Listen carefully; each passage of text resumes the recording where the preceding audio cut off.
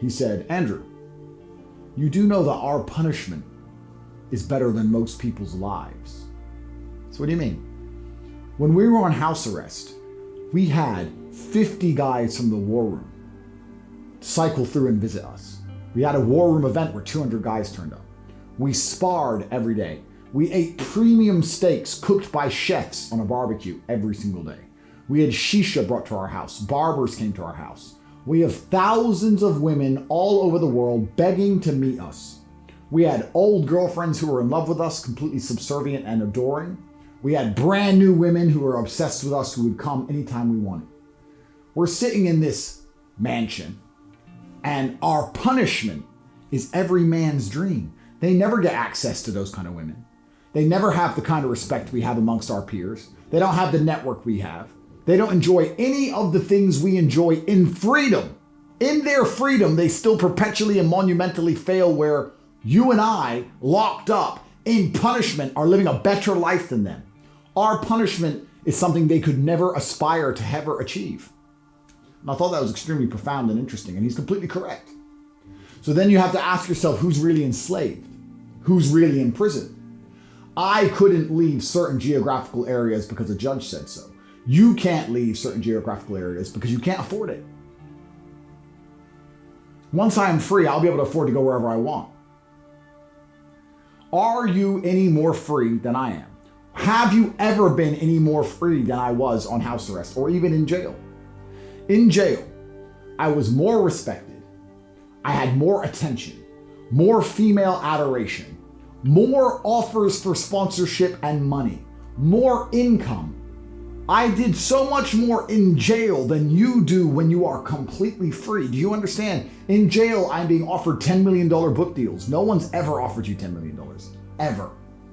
You are in jail. So, besides murder me, which will come, and I would never kill myself, the worst thing a government can do to me, they've done to me. Jail without trial. And it still, in many ways, outperformed your life. It was still better than your life in many very measurable metrics. And that's a lot to say. Here we are now with almost all of our freedom back. We can travel around Romania. We can't yet leave the country. And again, if you were to say to me when I was 18, Andrew, we're going to stick you in a country and you can't leave it. I'm like, okay. But you're going to be a billionaire. All right. You're going to be perfectly healthy, and you're going to have a bunch of wives and a bunch of children, and they're all healthy and everyone's happy. Okay. And you have 53 supercars. You live in a mansion, and everyone on the planet's going to know your name and respect you and love you.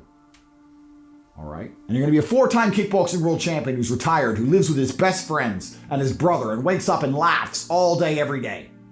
But you have to stay in the country. I guess I'd be intelligent enough to say, well, which country is that? It's not Afghanistan, is it? Or Somalia. They'll say, no, it's Romania. You've got mountains, you've got beach, you've got beautiful roads to drive on, gorgeous women, nice weather, safe. I think at the age of 18, I would have taken that as a blessing.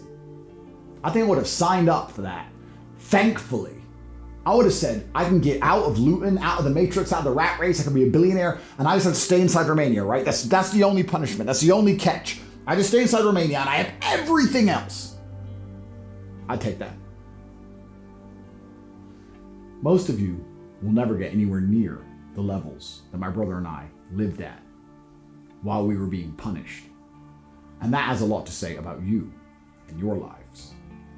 The things we have achieved this year, the damage we have done to the Matrix, the figures we have drawn towards important issues, the truths we have told, the children we have fathered, the love we have had, the millions and millions of dollars we have generated, the investments we have made, the people we have fed via our charity, TatePledge.com.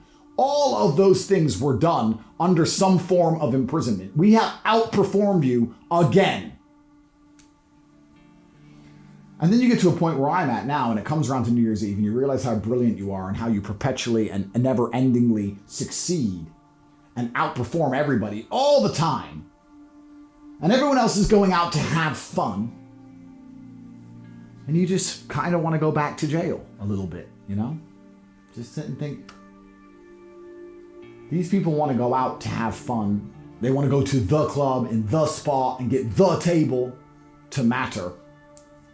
I can talk to camera, get 100 million views. I matter already. I don't have to do that stuff.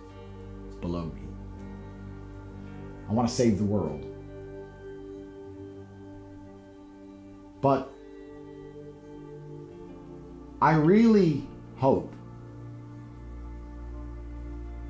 and truthfully, the reason I do these things is I believe that the matrix can be destroyed via masculine imperatives. I believe that God has instilled within every man the things he needs naturally to prevent himself from becoming a slave, which is bravery, which is conquest, which is pride.